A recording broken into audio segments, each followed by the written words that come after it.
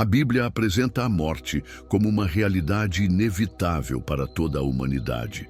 Aos homens está ordenado morrerem uma só vez. Hebreus 9, 27. Mas 3 homens desafiaram essa regra de forma extraordinária: Enoque, Elias e Moisés. Seus destinos únicos, registrados nas Escrituras, revelam um mistério que intriga estudiosos e crentes há séculos. Enoque, o homem que andou com Deus e já não era, porque Deus o tomou. Gênesis 5:24. Elias, arrebatado ao céu em uma carruagem de fogo. 2 Reis 2:11. E Moisés, cujo corpo foi escondido por Deus e disputado até por Satanás. Deuteronômio 34:6, Judas 1:9. Essas histórias não são meras curiosidades bíblicas, mas sinais de que Deus tem poder para transcender até mesmo as leis da morte. Por que esses 3? O que suas experiências revelam sobre o caráter de Deus e seus propósitos? Enoque exemplifica a intimidade divina, Elias representa o poder profético e Moisés, a lei e a redenção. Juntos, eles prefiguram verdades espirituais, profundas, desde a promessa da vida eterna até o conflito cósmico entre o divino e o maligno. Este estudo não apenas explora esses casos excepcionais, mas conecta-os à nossa esperança cristã. Afinal, o mesmo Deus que poupou esses homens da decomposição é aquele que prometeu: quem crê em mim, ainda que morra, viverá. Prepare-se para descobrir como esses relatos antigos ecoam no hoje da sua fé, revelando que, para Deus, até a morte é um limite que pode ser desafiado. No meio de uma genealogia marcada pelo ciclo de nascimento e morte, no livro de Gênesis, surge um relato extraordinário que rompe com toda expectativa. Enoque andou com Deus e já não era, porque Deus o tomou. Esta breve, mas poderosa declaração revela um dos mistérios mais fascinantes das Escrituras. Um homem que transgrediu o suposto destino final da humanidade sem passar pela experiência da morte física. Enoque, 7º descendente de Adão, não foi simplesmente um personagem histórico, mas se tornou um paradigma da possibilidade de comunhão tão íntima com o Criador que transcende os limites da existência terrena. O texto bíblico destaca que Enoque andou com Deus por 300 anos após o nascimento de seu filho Matusalém, uma expressão que vai além da mera religiosidade ou observância ritualística. No hebraico original, a construção verbal sugere uma caminhada contínua, progressiva e deliberada na presença divina, indicando um relacionamento de extraordinária proximidade e sintonia com a vontade de Deus. Esta comunhão era tão singular que o autor de Hebreus a descreve como algo que agradou profundamente ao Senhor. O desaparecimento de Enoque não foi um acidente ou evento aleatório, mas o clímax natural de uma vida totalmente consagrada, onde a separação entre o sagrado e o profano havia se tornado irrelevante. A ausência de qualquer menção à morte de Enoque nas Escrituras contrasta radicalmente com o padrão estabelecido no capítulo 5 de Gênesis, onde a expressão "e morreu" se repete como um refrão solene após cada biografia. Esta exceção divina não foi arbitrária, mas revela um princípio espiritual profundo. Quando um ser humano vive em plena harmonia com o Eterno, as leis naturais podem ser suspensas pela soberania divina. O apóstolo Paulo parece ecoar esta verdade ao falar sobre a transformação dos vivos na segunda vinda de Cristo, sugerindo que o caso de Enoque não foi mera curiosidade histórica, mas um protótipo da vitória final sobre a mortalidade. A vida de Enoque também possui significados proféticos importantes. Como 7º, na linhagem de Adão, ele representa a plenitude e perfeição divinas. Sua profecia sobre a vinda do Senhor para julgar mostra que sua comunhão com Deus não era passiva ou contemplativa, mas ativa e comprometida com a justiça divina. Este equilíbrio entre intimidade e proclamação, entre devoção e denúncia, faz de Enoque um modelo atemporal para os que aspiram a uma espiritualidade autêntica e transformadora. Seu legado desafia a noção de que piedade e relevância profética são realidades mutuamente exclusivas. A tradução de Enoque antecipa a esperança cristã da vida eterna, servindo como testemunho prévio da vitória de Cristo sobre a morte. Enquanto o Antigo Testamento apresenta a morte como aparente destino final, a experiência de Enoque surge como farol de esperança, revelando que o Criador sempre teve um plano para redimir seu povo, não apenas espiritualmente, mas em sua totalidade existencial. A carta aos Hebreus destaca esta verdade ao incluir Enoque na galeria dos heróis da fé, conectando sua experiência singular à realidade de todos os que vivem por fé no Filho de Deus. Seu desaparecimento não foi fuga da realidade, mas a consumação de uma vida que já habitava as realidades eternas. O dramático arrebatamento do profeta Elias constitui um dos eventos mais sobrenaturais e visualmente impactantes registrados nas Escrituras Sagradas. Segundo a narrativa de 2 Reis 2, 11 e 12, enquanto Elias e seu discípulo Eliseu caminhavam juntos, repentinamente apareceu um carro de fogo com cavalos de fogo, e Elias subiu ao céu num redemoinho. Esta cena extraordinária não foi um mero espetáculo celestial, mas a consumação de um ministério profético marcado por confrontos dramáticos, milagres poderosos e uma devoção inabalável a Yahweh. Elias, cujo nome significa Jeová é meu Deus, viveu de maneira tão coerente com esta declaração que seu término terrestre precisou romper as barreiras do natural, sendo levado para a presença divina sem experimentar a corrupção da morte física. O contexto imediato deste evento revela camadas profundas de significado espiritual. O arrebatamento ocorreu após uma jornada iniciática que incluiu a travessia do Jordão, onde Elias dividiu as águas com seu manto, repetindo o milagre de Josué e simbolizando uma transição para uma nova dimensão da realidade divina. A insistência de Elias para que Eliseu permanecesse para trás testa a determinação do discípulo, enquanto a pergunta, o que queres que te faça antes que seja tomado de ti, estabelece um princípio espiritual crucial. A continuidade do ministério profético depende daqueles que perseveram em buscar uma porção dobrada do Espírito. O manto que cai de Elias representa não o fim, mas a transmissão da unção profética, mostrando que o Deus de Elias continua ativo através de novos vasos. As carruagens de fogo não eram meros veículos de transporte celestial, mas símbolos teológicos densos. No contexto bíblico, o fogo representa tanto o juízo divino quanto a purificação e a presença gloriosa de Deus.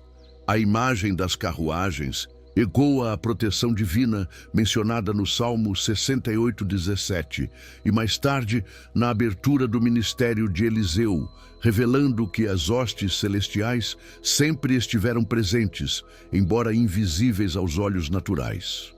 O redemoinho que elevou Elias lembra o sopro de Deus que pairava sobre as águas na criação e antecipa o Espírito que arrebatará a igreja, estabelecendo um padrão divino de transladação sobrenatural. O ministério de Elias, marcado por confrontos com a idolatria de Acabe e Jezabel, pela restauração do altar no Carmelo e pela ressurreição do filho da viúva de Sarepta, alcança seu ápice neste momento de glorificação. Sua saída de cena não foi por portas traseiras, mas numa demonstração espetacular de poder que confirmou sua autoridade como mensageiro divino.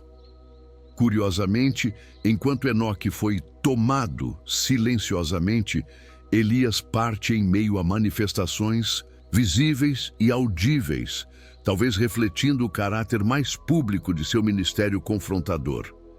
Esta diferença revela como Deus se relaciona singularmente com cada um de seus servos, respeitando suas personalidades e missões específicas.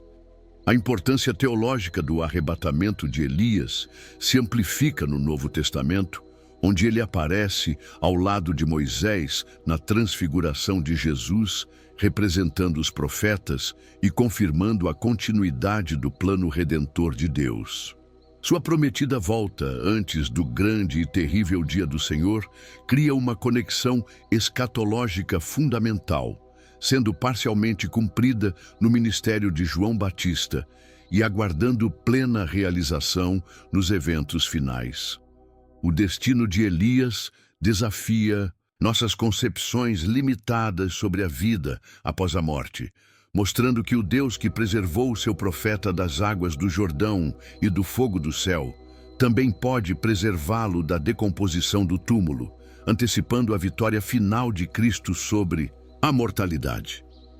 O mistério envolvendo o sepultamento de Moisés constitui um dos episódios mais enigmáticos e teologicamente significativos do Antigo Testamento. As Escrituras registram em Deuteronômio 34, 5, 6 que Moisés, servo do Senhor, morreu ali na terra de Moabe, e ele o sepultou no vale, na terra de Moabe, defronte de Bet-peor, e ninguém soube até hoje o lugar da sua sepultura. Esta deliberada ocultação divina do túmulo do maior líder de Israel não foi um acidente histórico, mas uma ação soberana carregada de significado profético e espiritual. O Deus que havia guiado Moisés através do Mar Vermelho e falado com ele face a face, agora assume pessoalmente seu sepultamento, impedindo que qualquer local se tornasse objeto de culto ou veneração idolátrica. Um perigo real, considerando a tendência humana à adoração de relíquias e lugares sagrados. A singularidade deste evento se amplifica quando consideramos a disputa celestial pelo corpo de Moisés, mencionada em Judas 1:9, onde o arcanjo Miguel debate com Satanás acerca do cadáver do profeta. Este confronto cósmico revela que a morte de Moisés não foi um simples fim biológico, mas parte de uma batalha espiritual mais ampla. A tradição judaica, refletida em escritos como a Assunção de Moisés, sugere que Satanás reivindicava o corpo baseado no pecado de Moisés, enquanto Miguel defendia o direito divino sobre aquele que havia sido o instrumento da lei. O fato de Deus ter escondido o túmulo pode indicar sua vitória nesta disputa, preservando seu servo mesmo na morte da corrupção e do uso maligno. O desaparecimento do túmulo de Moisés adquire dimensão cristológica quando examinado à luz do Novo Testamento. Sua aparição glorificada ao lado de Elias na transfiguração de Jesus demonstra que, embora seu corpo tenha sido sepultado, sua identidade e ministério transcendem a morte física. Este episódio prefigura a ressurreição de Cristo, onde o túmulo não pôde reter o Filho de Deus, assim como a sepultura desconhecida de Moisés não pôde limitar seu significado eterno. O contraste é marcante, enquanto o túmulo vazio de Jesus é proclamado como prova da ressurreição. O túmulo oculto de Moisés testemunha que mesmo os maiores servos de Deus são humanos sujeitos à morte, apontando para a necessidade do Messias que verdadeiramente venceria a morte. A localização do sepultamento defronte de Bet-peor carrega ironia divina, pois este era o local onde Israel havia se envolvido com a idolatria e imoralidade de Baal-peor.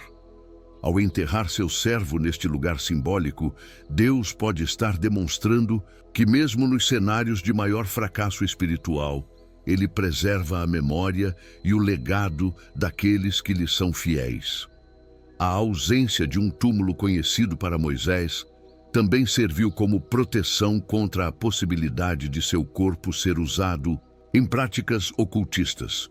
Um risco real, considerando seu papel sem precedentes na história da redenção. Este mistério encontra eco na vida do crente contemporâneo. Assim como o túmulo de Moisés foi escondido para que o povo olhasse para frente, rumo à terra prometida com Josué, Deus frequentemente remove monumentos humanos para que nossa fé não se fixe em símbolos ou personalidades, mas no Deus vivo que continua guiando seu povo.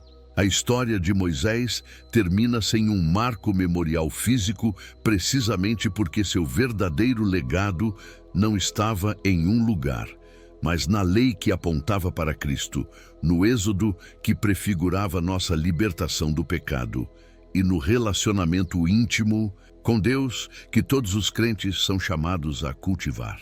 O túmulo desconhecido de Moisés permanece como testemunho silencioso de que o fim dos justos não é o esquecimento, mas uma herança que está guardada nos céus. 1 Pedro 1:4. A imortalidade física, como conceito bíblico, apresenta-se como uma exceção divina que rompe o paradigma estabelecido em Hebreus 9:27. Aos homens está ordenado morrerem uma só vez. As extraordinárias experiências de Enoque, Elias e Moisés, cada uma distinta em sua manifestação, mas unidas pelo fio condutor da intervenção sobrenatural, funcionam como janelas teológicas através das quais podemos vislumbrar os propósitos transcendentes de Deus para a humanidade. Estas narrativas não sugerem uma imortalidade inerente ao ser humano, mas revelam que o Criador, em sua soberania, pode suspender temporariamente a sentença da morte física para cumprir seus desígnios eternos. O caso de Enoque, que foi trasladado sem ver a morte, estabelece o primeiro padrão desta verdade, demonstrando que uma vida de íntima comunhão com Deus pode alterar até mesmo o curso biológico natural. O arrebatamento de Elias em carruagens de fogo acrescenta uma dimensão dramática a esta verdade, mostrando que o ministério profético, quando exercido em plena sintonia com a vontade divina, pode transcender os limites da mortalidade. Contudo, é crucial observar que nem Enoque nem Elias alcançaram a imortalidade por mérito próprio, mas pela graciosa intervenção de Deus, um princípio que encontra seu cumprimento definitivo em Cristo, o qual aboliu a morte e trouxe à luz a vida e a imortalidade. A ressurreição de Jesus constitui o ápice da revelação bíblica sobre a imortalidade física, não como exceção, mas como primícia de uma nova ordem criacional. O paradoxal caso de Moisés, cujo corpo foi preservado da decomposição natural e posteriormente apareceu glorificado na transfiguração, introduz um elemento crucial na discussão. A imortalidade física na economia bíblica nunca é um fim em si mesma, mas sempre aponta para realidades maiores. A disputa pelo corpo de Moisés revela que até mesmo na morte, o poder divino pode preservar seus servos das garras do maligno. Estas narrativas coletivamente prefiguram a promessa escatológica de que nem todos dormiremos, mas todos seremos transformados. Uma transformação que incluirá corpos glorificados e imortais para os santos vivos na volta de Cristo. A doutrina da imortalidade física na Bíblia mantém tensão criativa entre o já e o ainda não. Por um lado, os casos extraordinários de Enoque, Elias e Moisés demonstram que Deus já possui o poder para conceder imortalidade física. Por outro, A revelação progressiva das Escrituras mostra que esta imortalidade plena só será outorgada coletivamente na consumação dos séculos, quando o que é corruptível se revestir da incorruptibilidade. Esta tensão serve como lembrete de que a verdadeira esperança cristã não reside na perpetuação indefinida da vida biológica atual, mas na transformação radical que nos fará semelhantes ao corpo glorioso de Cristo. As exceções bíblicas à mortalidade humana, portanto, não são meras curiosidades teológicas, mas sinais proféticos que apontam para a vitória final sobre a morte através daquele que é a ressurreição e a vida. João 11:25. A intrigante passagem de Judas 1:9 revela um episódio cósmico oculto por trás do sepultamento de Moisés. Quando o arcanjo Miguel, discutindo com o diabo, disputava a respeito do corpo de Moisés. Este versículo, aparentemente obscuro, desvela uma realidade espiritual profunda, que mesmo após a morte física do grande legislador de Israel, seu corpo tornou-se objeto de uma batalha entre as forças divinas e demoníacas. A tradição judaica preservada no apócrifo Assunção de Moisés sugere que Satanás reivindicava direitos sobre o corpo de Moisés com base em sua falha em Meribá, onde feriu a rocha em desobediência ao mandado divino. Miguel, contudo, não se atreveu a proferir juízo de maldição contra o adversário, mas simplesmente disse: "O Senhor te repreenda", demonstrando que a autoridade final pertence exclusivamente a Deus. Esta disputa celestial explica por que o próprio Senhor assumiu pessoalmente o sepultamento de Moisés, escondendo cuidadosamente o local do túmulo. O diabo, conhecido na Escritura como aquele que tem o poder da morte, buscava possivelmente usar o corpo de Moisés para fins idolátricos ou ocultistas, uma prática comum nas religiões cananeias, onde restos mortais de grandes figuras eram venerados como objetos de poder. Deus, em sua sabedoria, impediu esta profanação, preservando a integridade de seu servo mesmo na morte. A aparição posterior de Moisés na Transfiguração confirma que seu destino final estava seguro nas mãos de Deus, independentemente das pretensões do maligno. O conflito pelo corpo de Moisés estabelece um padrão espiritual significativo. O inimigo sempre busca corromper ou destruir o que Deus usa poderosamente, enquanto o Senhor preserva seus instrumentos para seus propósitos eternos.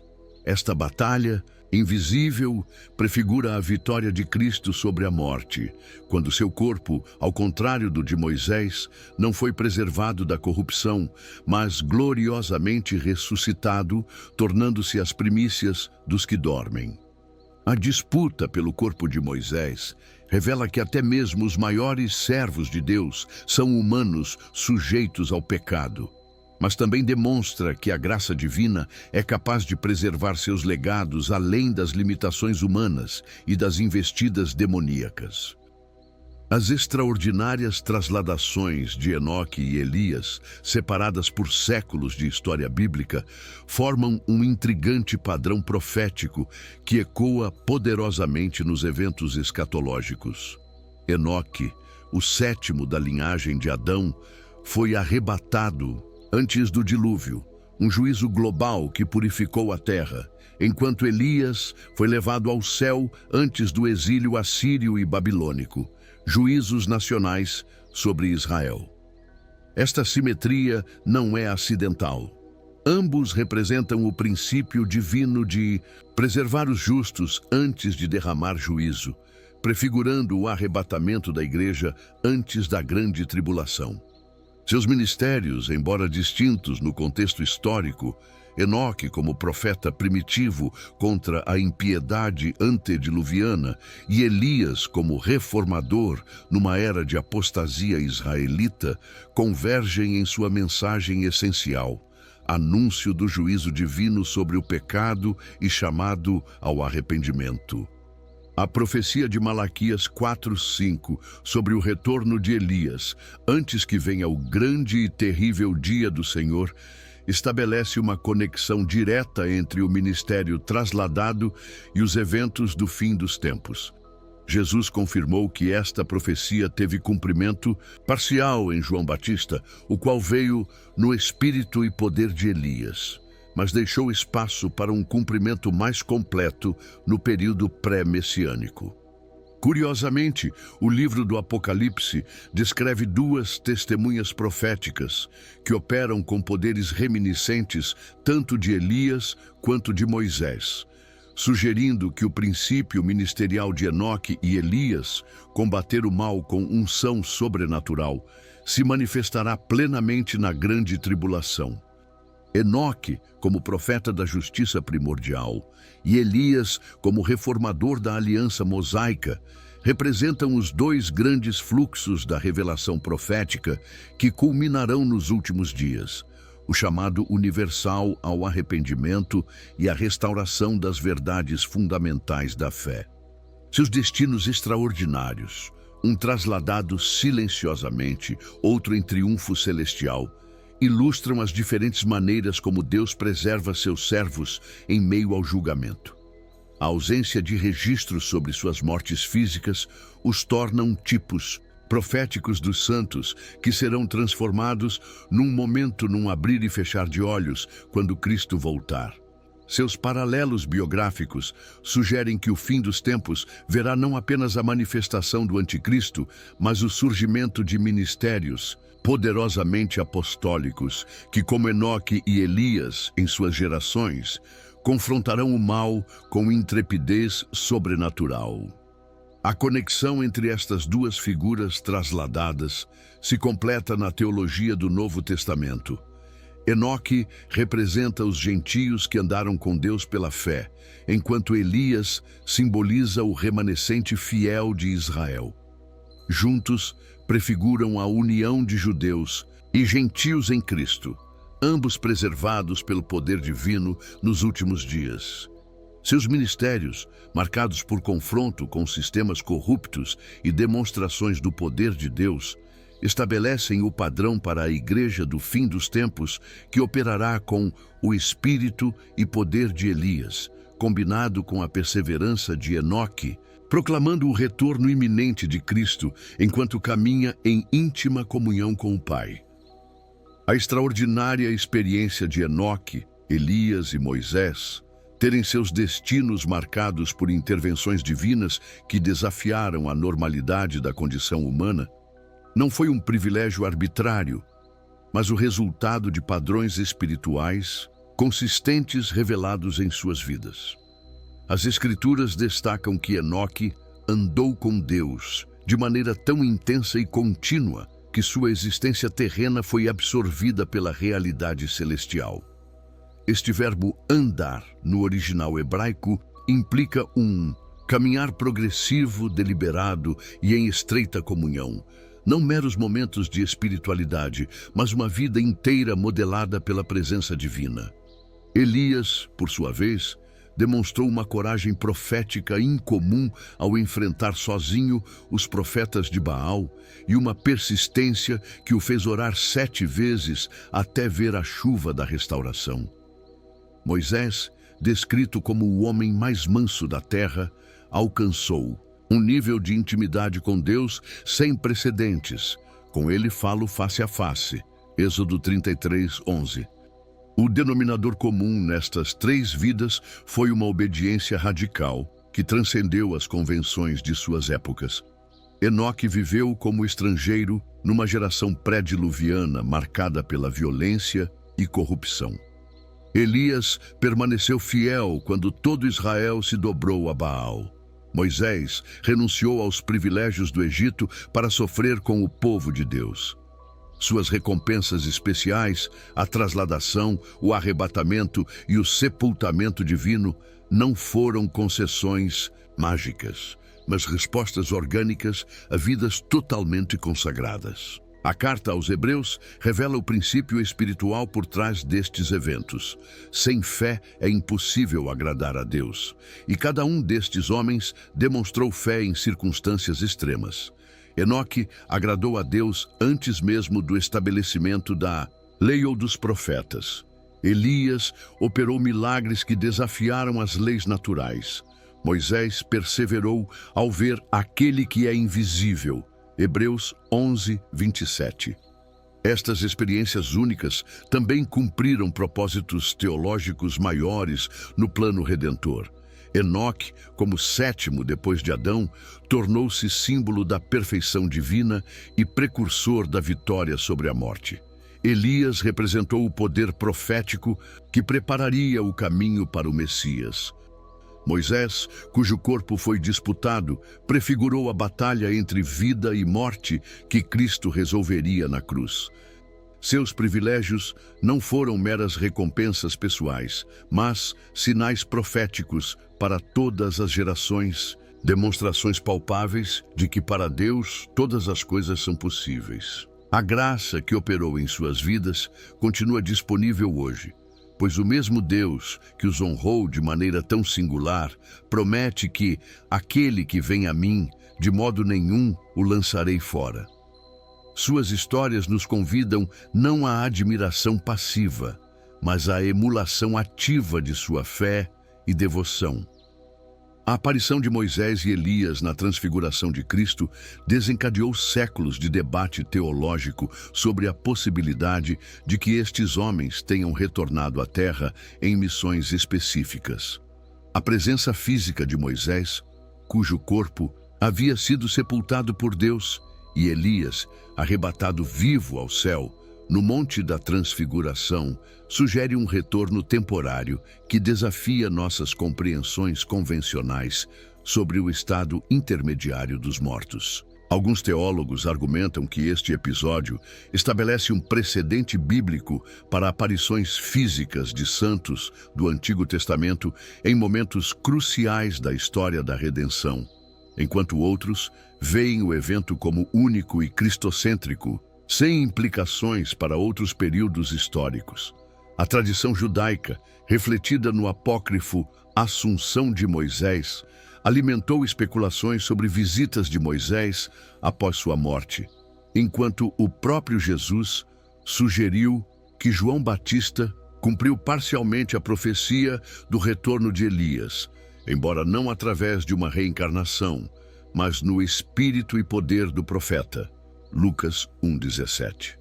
As Escrituras apresentam casos limítrofes que alimentam esta discussão. O aparecimento de Samuel através da médium de Endor, embora controverso, demonstra que Deus pode, em circunstâncias excepcionais, permitir que mortos se manifestem aos vivos, embora a Bíblia geralmente condene tais práticas. O relato de Mateus 27, 52, 53 sobre santos que ressuscitaram e apareceram em Jerusalém após a ressurreição de Cristo oferece outro exemplo extraordinário de retorno temporário. Contudo, a teologia reformada tradicional insiste que estes eventos foram excepcionais e vinculados diretamente à obra redentora de Cristo, não estabelecendo um padrão para comunicações pós-morte. A visão católica romana sobre a intercessão dos santos e aparições marianas representa uma interpretação mais aberta a estas possibilidades, enquanto a perspectiva protestante geralmente enfatiza Hebreus 9:27. Aos homens está ordenado morrerem uma só vez, como limite para tais manifestações. O caso de Elias é particularmente intrigante, pois seu arrebatamento vivo gerou expectativas messiânicas que ecoam até hoje. Malaquias 4, 5, 6 profetizou que Elias voltaria antes que venha o grande e terrível dia do Senhor. Promessa que Jesus afirmou ter sido cumprida em João Batista, mas que muitos teólogos dispensacionalistas acreditam ter um cumprimento futuro durante a tribulação, possivelmente através das duas testemunhas de Apocalipse 11. esta dupla interpretação cria espaço para especulações sobre um retorno físico de Elias nos últimos dias. A ausência de registros bíblicos sobre a morte de Enoque também alimentou teorias sobre seu possível papel escatológico, embora as Escrituras não apoiem diretamente tais ideias. Fundamentalmente, estas discussões devem ser enquadradas pela verdade central de que Cristo é o primogênito dentre os mortos, e qualquer manifestação de santos falecidos deve ser subordinada a esta realidade. As aparições de Moisés e Elias na Transfiguração serviram principalmente para validar a autoridade de Jesus como cumprimento da lei e dos profetas, não para estabelecer um padrão de comunicação pós-morte. Os extraordinários relatos de Enoque, Elias e Moisés transcendem sua dimensão histórica para iluminar verdades transformadoras sobre nossa caminhada cristã no século XXI. Quando compreendemos que estes homens eram sujeitos às mesmas paixões que nós, suas experiências excepcionais deixam de ser meras curiosidades bíblicas e se tornam espelhos de possibilidades espirituais acessíveis ao crente contemporâneo. A vida de Enoque nos desafia a uma comunhão tão íntima com Deus que nosso cotidiano se torna um andar constante em sua presença, não apenas nos momentos de culto, mas nas trivialidades do trabalho, nos desafios familiares e nas escolhas éticas do dia a dia. Como profeta em uma geração corrupta, seu exemplo nos inspira a manter a fidelidade em meio a uma cultura que muitas vezes ridiculariza os valores cristãos, demonstrando que a verdadeira espiritualidade não é fuga da realidade, mas transformação da existência terrena pela perspectiva celestial. O ministério de Elias nos convoca ao mesmo tipo de coragem profética que confronta os Baalins modernos, sejam ideologias contrárias à verdade bíblica, estruturas de injustiça ou formas sutis de idolatria materialista e emocional. Sua história nos lembra que o mesmo Deus que respondeu com fogo no Carmelo continua capacitando seus servos com poder sobrenatural para enfrentarem os desafios de nossa época. A disputa pelo corpo de Moisés revela que nossas batalhas espirituais mais intensas podem ocorrer justamente após grandes vitórias, alertando-nos para a vigilância constante. O princípio por trás destas narrativas é claro. O Deus que suspendeu as leis naturais para honrar a fé destes homens continua operando milagres hoje, não como espetáculo, mas como confirmação de sua palavra e cuidado por seu povo. Fundamentalmente, estas histórias apontam para nossa esperança escatológica. Se Enoque foi trasladado e Elias arrebatado, nós também aguardamos a bendita esperança e a manifestação da glória do nosso grande Deus e Salvador Cristo Jesus, quando os vivos serão transformados num piscar de olhos. Se Moisés apareceu glorificado na transfiguração, isso antecipa nossa própria glorificação, quando Cristo transformará o nosso corpo de humilhação para ser igual ao corpo da sua glória. A mensagem final destes relatos não é sobre exceções ao destino humano, mas sobre a regra divina que triunfa sobre a morte através de Cristo. Hoje podemos viver com a mesma ousadia destes heróis da fé, não porque sejamos melhores, mas porque servimos ao mesmo Deus, cujo poder para conosco operar é muito mais abundantemente além daquilo que pedimos ou pensamos. Suas histórias nos convidam não à admiração passiva, mas à ação corajosa, a crer que enquanto caminhamos com Deus, confrontamos o erro e confiamos em suas promessas, Ele escrever através de nossas vidas capítulos tão significativos quanto os deles, na grande narrativa da redenção. Que essa mensagem tenha edificado sua vida. Agora quero saber de você.